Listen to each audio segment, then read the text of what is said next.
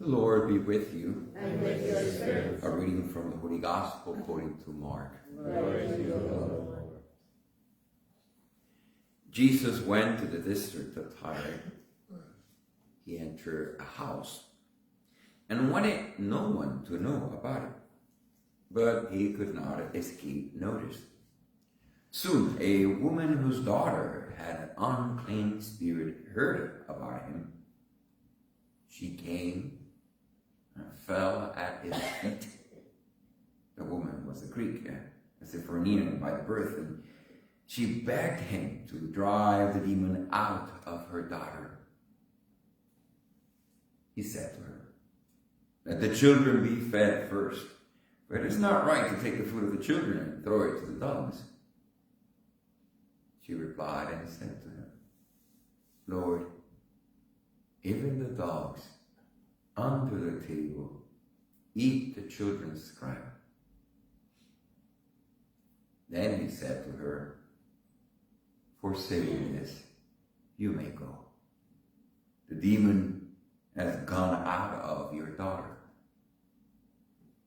When the woman went home, she found the child lying in bed and the demon gone.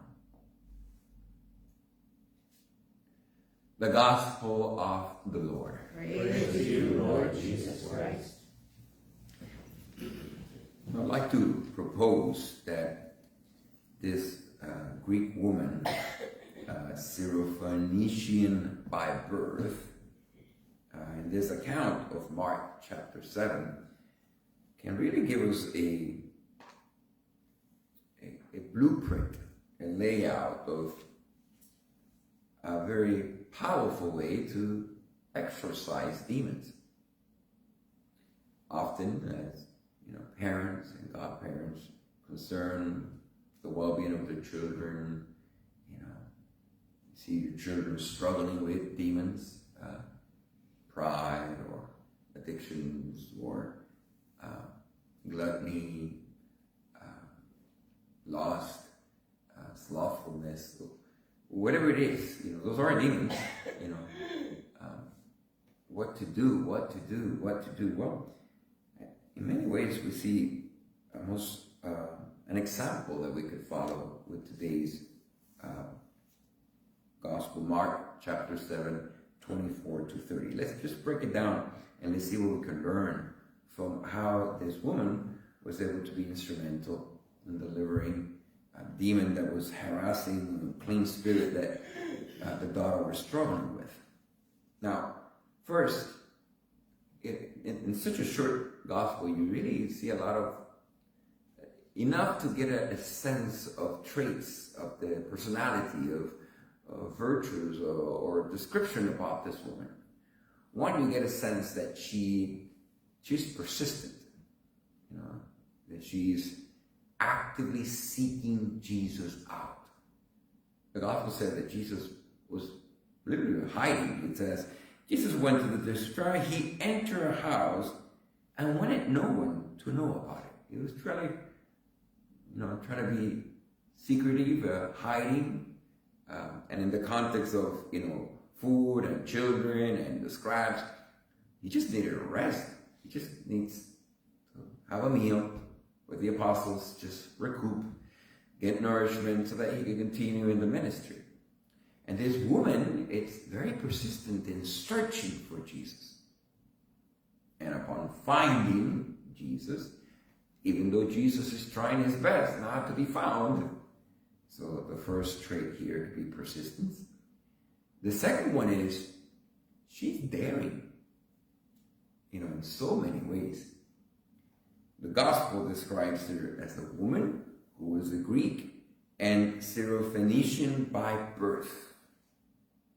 With those three descriptions, Scripture is saying a lot. Woman, Greek, Syrophoenician by birth. So not only the whole issue of she is in many ways daring, that she's defying the social, cultural, and the gender, the roles of the time. By culture, religious and culture, the Gentiles did not mix with the Jews. The Jews did not eat with the Gentiles. She very likely knew that. So she's defying a religious norm. Think of it from modern times as an example.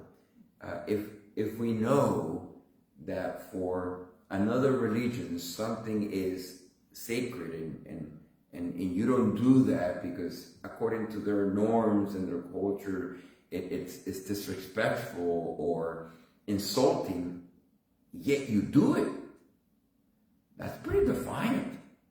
That's daring. So this woman is doing something that is very daring. She's entering the house and interrupting, intruding, imposing herself as a woman amidst men who is a Gentile among Jews. If you don't, sometimes you have to bring that up because we forget. Just those women, Greek, and Greek by birth, meaning she's doubly Gentile. Not just raised Gentile, but by birth she's Gentile. And yet, in her persistence, looking for Jesus, she is imposing, she is daring, she's defiant, she's interrupting. So that says a lot about this woman. She's not just actively seeking out, but she's willing to go against any obstacle, any barriers, cultural, social, gender, division, whatever it is, she's trying to plow through it.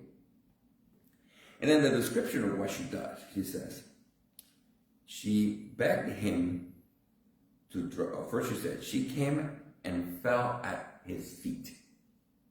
So now she's begging. She came and fell at his feet. The actual Greek word there for fell at his feet is prosespesen, from two words, process forward and pictol, fell. So it's not just falling, she's falling forward. Is she kneeling? Is she prostrating? You almost get a sense that she's prostrating because she's falling forward. So there's this falling down, this falling forward at his feet. So she's begging. She's begging. She said she came and fell at his feet. She begged. So now it is very clear that it says beg. Now, the Greek word for beg there is erotao, which could also be translated as kept asking. So begging is to keep asking. You keep asking, you keep. So there's an annoyance there too. She is an annoying woman, defiant, not respecting cultural boundaries or social boundaries or gender boundaries, persistent and insistent. I wonder who's the one possessed here.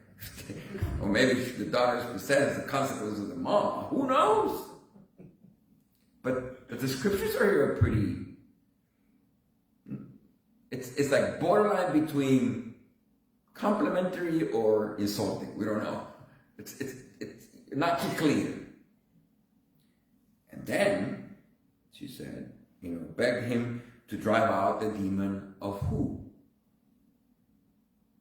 Drive out the demon of. Let's not forget that. She's doing all of this out of love for her daughter. Out of love for her daughter. And then Jesus said to her, let the children be fed first. For it is not right to take the food of the children and throw it to the dogs. Ouch. I really struggle with that one. I find it difficult that Jesus is calling her a dog. Did you saw that? I'm like, I think I might not be understanding something that's happening there because that's not my Jesus. And there could be some theological justifications or trying to explain that out. Like, for example, maybe that's just the wisdom saying of the time. You know, when it's not meant to be an insult, but it's just a common expression that is used at the time. That it applied, maybe calling her a dog. Was that Jesus' intention? I don't know, I really doubt it. But it just could be an expression like, you know, let's say I gave you a gift. And it's like, oh, but the chip is broken. And the expression is, don't look at the horse. Don't say it again. Thought that counts. Yeah, well, that's another word, but don't look at the gift horse in the mouth. Okay. Does that mean you just call the kid a gift, or the gift a horse, or the kid a horse? No, it's just an expression. Don't look at a gifted horse in the mouth. Is that? Don't look at a gift horse in the mouth. But are you calling the person that you're giving the gift a horse? No, it's just the expression that carries a wisdom that apply in the circumstances, trying to convey the important message here is, let me eat first and then I'll take care of you because I'm hungry. Remember, the whole context of him hiding is he's going into the house. He needs to eat. He's hungry. He's tired. He just needs to rest up before he continues going. So it could very well mean, it's like, you know, let me eat first and I'll help you, but I'm starving. I'm hungry. And maybe he's hangry and the expression came very strong. That could be an excuse to the expression. Something interesting that as I was looking at, you know, when you look at the actual Greek word that says, for it's not right to take food of the children and throw it to the dogs, the actual Greek word there is kinariois. And why is that important? Because the word for dog is kion, and kinariois means a little dog, a puppy. So maybe if you say something with the line, let the children be fed first, but it's not right to take the food of children and give it to the puppies, well, that might lessen the intensity, but I don't think that was the intent of Jesus. Ultimately, and most of the scriptural scholars will agree that Jesus is just setting the stage with such a harsh statement. One, Jesus is testing her. Are you really determined? Are you really daring? Are you really going to persist? Are you going to keep on knocking the doors until they're open? Are you? So, you know, by making such a harsh statement, is testing her. Not only testing her persistence, but testing how she will respond. Will she respond with, well, nah, nah, nah, nah, nah, nah, or notice her response was, out of love for my daughter, I'll take the beating. Yes, but even the scraps that fall from the master's tables, that's enough. What she's actually saying there is, you as a Messiah, your saving power is so super abundant that even leftovers after taking care of the Jews will be enough for the Gentiles. It's a statement of faith. I believe you have so much power that you can give to the Jews, to the Gentiles, and beyond. Just scraps, leftovers will be plenty for me. That's great faith. That even if it's a little piece of scrap, will be enough to deliver my daughter from that demon. It's a statement of faith. But notice she takes the beating. It's like, it's okay. I'm a woman. I know it. I'm a Gentile. I am by birth. I know it. I'm begging here like a dog. I know. But it's out of love. Out of love for my daughter. And in the firm belief that a little bit of you will be enough to set my daughter free. That's powerful. That's powerful. Now, let's apply this to ourselves. It's powerful that the description and what this woman does, isn't that what God does with us? Philippians chapter 2. Although he was in the form of God, God emptied himself and took the form of a slave, being born in the likeness of men, became obedient to the point of the cross, death on a cross. In many ways, this woman is describing what God does for us. A God who is persistent, who intrudes, who interrupts, who imposes, who is defiant of cultural, religious norm. He is really seeking out our salvation. He begs. He dies on a cross. Treated worse than a dog or a puppy. And he does it out of love. I think we begin to see this. That if you really want to exorcise your loved ones from whatever demons they're struggling with them, whatever issues children or grandchildren are having, love them. And love will set them free. Love them. To the point of being an annoying, loving mother, woman, husband, father, grandfather, being annoying, defying, intruding, interrupting, imposing, one who begs, who prostrates, who does anything, who even takes a beating out of love. And love conquers all. Another perspective of how we can interpret this. Mother Church. It's also being described by this woman. Mother Church, who is persistent, who is intruding, who is interrupting, who is imposing, who is defiant, who is begging that her children be delivered and saved. And one more application to today's gospel.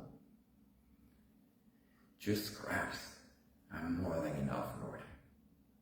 I believe your power and your mercy and your love is so super abundant. Little crumble, just a little scrap will be enough to save me.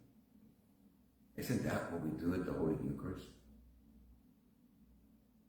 Lord, we believe you are so merciful, so loving, and so super abundant in your merciful love that just the host is enough for me.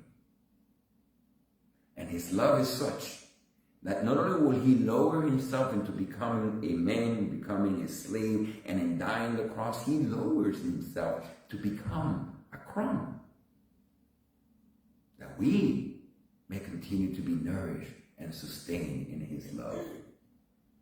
His body, his blood, soul, and divinity in that little piece of host. That's how much he loves us. That he wants us to take him in, as simple and as small as it could be. So today we got much to learn from this woman. May we be persistent like her. May we be daring like her. May we beg if we have. May we even take a beating if we have to. But let it be out of love. Self-sacrificial love. Just like God did himself to us. And in that love, combined with a faith that his love is superabundant, then even demons will run away by our faith, by our persistence, and above